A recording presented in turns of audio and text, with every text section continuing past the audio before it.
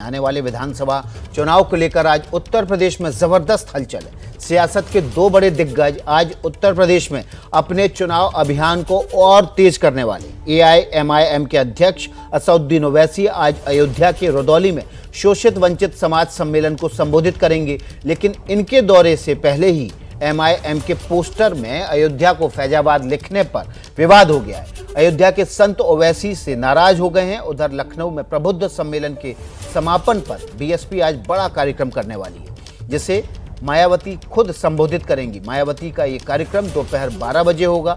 इस कार्यक्रम के जरिए मायावती ब्राह्मण वोटों को साधने की कोशिश करेंगी।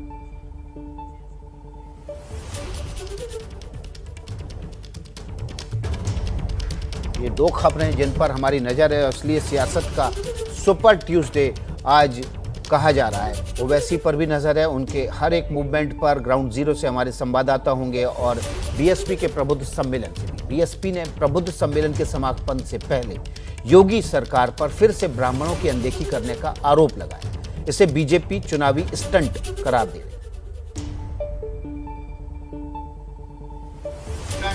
गोरखपुर में अधिवक्ता थे, वरिष्ठ अधिवक्ता मुखर होकर बोलते थे, उनको गोली से मार दिया। कानपुर का जब किस्सा हुआ 1 साल पहले, लगभग 1 साल 1 महीने पहले, तो उसके बाद कितने ब्राह्मण समाज के लोगों को मार दिया गया। सभी महानगर केंद्रों पे इस प्रकार की एक विधानसभा में एक सम्मेलन हुआ है। आने वाले 20 तारीख तक सभी 403 विधानसभाओं में कार्यक्रम संपन्न होंगे।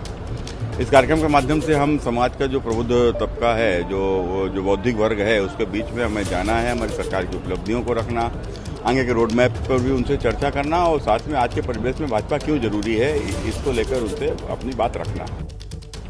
तो मायावती के प्रबुद्ध सम्मेलन पर पंकज झा हमारे साथ लाइव हैं, लखनऊ से रणवीर हमारे साथ जुड़ रहे हैं और साथ ही साथ ओवैसी के अयोध्या दौरे पर हमारे साथ संजय त्रिपाठी भी जुड़ेंगे। लेकिन सबसे पहले पंकज झा का रुख कर लेते हैं। पंकज, आज मायावती प्रबुद्ध सम्मेलन के समापन अवसर पर खुद संबोधित करेंगी। एक बार फिर से ब्राह्मणों को मोहने की बीएसपी की पूरी ताकत लगी हुई है।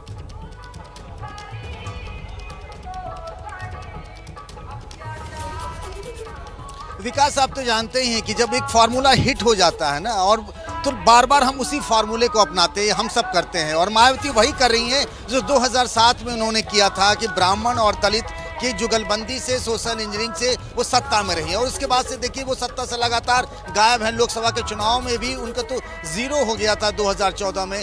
2019 में भले ही वो सपा के साथ मिलकर 10 लोकसभा सीटों पर चुनाव जीत पाए। मायावती को लगता है उनके लिए डू एंड डाई, करो या मरो जैसी स्थिति है बीएसपी के लिए यहाँ पर। और इसीलिए बीएसपी ने अपने पुराने हिट फार्मूले को, जो दलित और ब्राह्मण के कॉम्बिनेशन की बात की जा रही है ना, उसको आजमाने की कोशिश कर रही है। और इसीलिए आज नजर होगी कि आज वो क्या कहती है, क्योंकि अब तक उन्होंने इस ब्राह्मण सम्मेलन पर, जिसको प्रबुद्ध सम्मेलन कहा जा रहा है, उस पर कुछ खास नहीं कहा है। पंकज हमारे साथ बने हुए हैं। पंकज, लेकिन इसको यूं भी देखा जा सकता है कि पूरी कवायद जो है वो हिंदुत्व को तोड़ने की है। पिछली बार हिंदुत्व एकजुट हुआ और हिंदुत्व के नाम पर बीजेपी पिछले 30 सालों का, 32 सालों का रिकॉर्ड तोड़कर बड़े बहुमत के साथ सरकार में आई।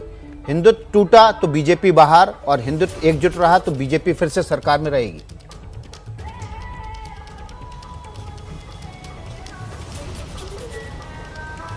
नहीं विकास, मैं इसको दूसरे तरीके से देखने की कोशिश करता हूं। मुझे याद है कि जब राम मंदिर आंदोलन अपने शिखर पर था ना, 92-93 की बात कर रहा हूँ, 93 में विधानसभा चुनाव हुए थे, मुलायम सिंह यादव और कांसीराम मिल गए थे, और तब वो कल्याण सिंह जैसे पिछड़े नेता भी करिश्मा नहीं कर पाए थे और उनकी सरकार नहीं बन पाई थी। क्या किया है बीजेपी ने 2014 के बाद से, मोदी और अमित शाह के एरा में, कि हिंदुत्व की धार के साथ साथ उसने सामाजिक समीकरण, पिछड़ों को, दलितों को अपने साथ जोड़ा। इतना बड़ा सामाजिक बेस बना लिया है उसने कि जो कभी ब्राह्मण और बनियों की पार्टी कही जाती थी बीजेपी, अब वो एक तरीके से बहुत बड़ा सोशल बेस हो गया है। तो उसको भी तोड़ने की कोशिश के तौर पर, अगर ब्राह्मण छिटक गए तो बीएसपी का काम हो सकता है और बीजेपी भी कमजोर हो सकती है, ऐसा बीएसपी की कोशिश है।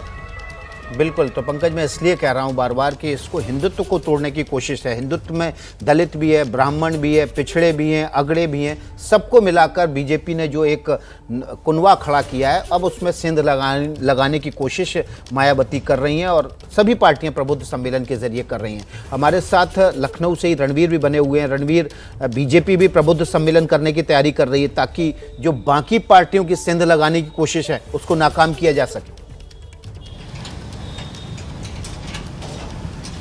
देखिए, भारतीय जनता पार्टी ने रविवार को एक कार्यक्रम किया। अलग अलग जगहों पर 18 जिलों में बीजेपी के नेता पहुंचे और ये कोशिश है कि समाज के इंटेलेक्चुअल क्लास को इकट्ठा करने की और उनके ज़रिए, चूंकि वो इंटेलेक्चुअल के साथ साथ इन्फ्लुएंशियल क्लास भी होता है, तो लोगों को इन्फ्लुएंस करके पार्टी से जोड़ने की। बीजेपी इस वक्त मजबूत पोजीशन में है और अपनी मजबूती को और ज़्यादा बढ़ाना चाहती है। इसी वजह से हिंदुत्व के साथ साथ, जैसा पंकज जी ने बताया, कि सोशल इंजीनियरिंग यानी अलग अलग जातियों को जोड़ने की कोशिश। और इसका एक एग्जाम्पल हमने केंद्रीय मंत्रिमंडल के विस्तार में देखा था, जब यूपी से 7 मंत्रियों को शामिल किया गया और 7 में से 6 ऐसे थे जो दलित और ओबीसी से आते हैं। 3 दलित, 3 ओबीसी और 1 ब्राह्मण को केंद्रीय मंत्री बनाया गया और इन सबको जन आशीर्वाद यात्रा के नाम पर अलग अलग जगहों पर घुमाया गया ताकि लोगों को जोड़ा जा सके। तो हिंदुत्व का चेहरा योगी आदित्यनाथ है और साथ ही अलग अलग मंत्रियों और नेताओं के जरिए पार्टी जातियों को जोड़ने की कोशिश कर रही है। और ये जो चुनाव है, 5 महीना बचा हुआ है, इन 5 महीने में किस तरह की स्ट्रेटजी लेकर आगे बढ़ना है, इसके लिए बीजेपी लगातार बैठकें भी कर रही है। केंद्र के नेताओं को, राज्य के नेताओं को जोड़ करके संगठन और सरकार का एक गठजोड़ बना करके कैसे लोगों के बीच पहुंचना है, इसकी लगातार कोशिश कर रही है।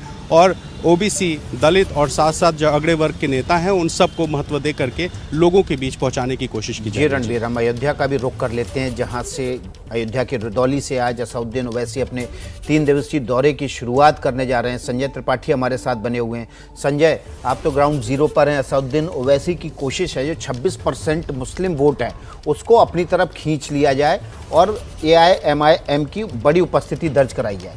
लेकिन हमने देखा सुबह से अयोध्या के भीतर ही फैजाबाद नाम लिखकर जो पोस्टर लगाए गए, उसको लेकर मुस्लिम समाज ही नाराज दिख रहा है, कह रहा है ठेकेदार नहीं है असदुद्दीन ओवैसी।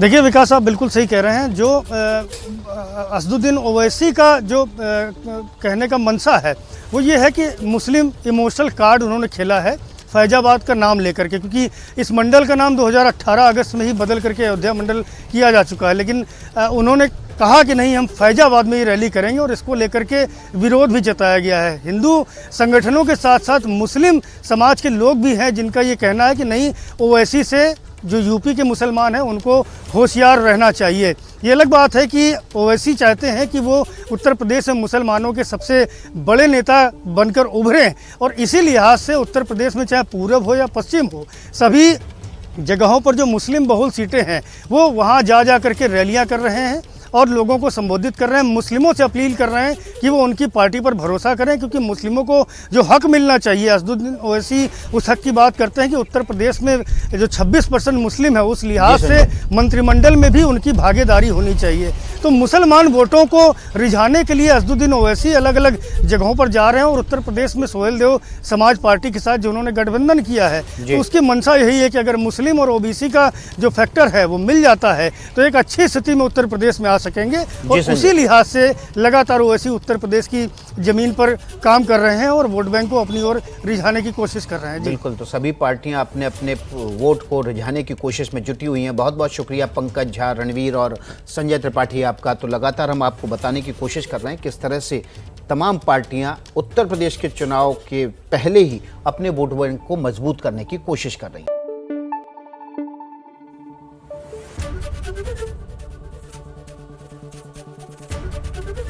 ABP न्यूज आपको रखे आगे।